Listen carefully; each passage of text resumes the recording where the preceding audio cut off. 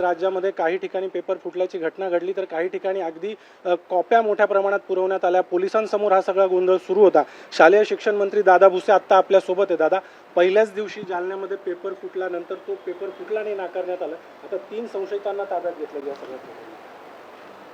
जालना जिल्ह्यातल्या बदनापूर इथे काही वृत्तवाहिन्यांच्या माध्यमातून पेपर फुटल्याची बातमी त्या ठिकाणी आली। त्याचं तात्काळ गंभीर दखल घेत बोर्डने त्या ठिकाणी त्याचं सविस्तर चौकशी केलेली आहे। प्राथमिक पातळीमध्ये तर हस्तलिखित स्वरूपामध्ये काही प्रश्न आणि त्याचे उत्तर अशा झेरॉक्स त्या ठिकाणी आढळून आलेले आहेत। प्राथमिक पातळीवर प्रत्यक्ष प्रश्नपत्रिका आणि याच्यामध्ये तफावत आहे, तत्राप याचं गंभीर दखल घेत त्याची सविस्तर चौकशी करण्याचे आदेश देण्यात आलेले आहेत। चौकशीमध्ये जे कोण दोषी आढळून येतील त्याच्यावर कठोर कारवाई त्या ठिकाणी केली जाईल। त्याच्यासोबतच कॉपी पुरवणारे काही चित्रीफीत पण त्या ठिकाणी दिसून आलेले आहेत। त्याची गंभीर दखल सरकारने घेतलेली आहे।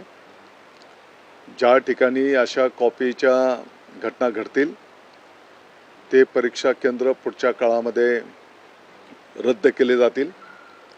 पाठीमागच्या काळामध्ये ज्या ठिकाणी कॉपीच्या घटना घडलेल्या त्या ठिकाणचा स्टाफ पण बदलण्यात आलेला आहे। तत्राप अशा कॉपी पुरवण्याच्या जर कुठं घटना आता झालेल्या असतील तर तिथेही कठोर कारवाई त्या ठिकाणी केली जाईल।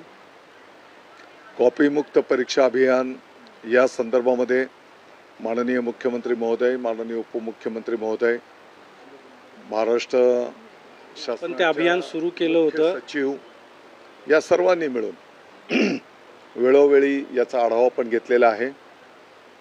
पोलीस प्रशासन, महसूल विभाग, ग्रामविकास विभाग, शिक्षण विभाग या सर्वांच्या विद्यमाने कॉपीमुक्त परीक्षा अभियान राबवलं जात आहे।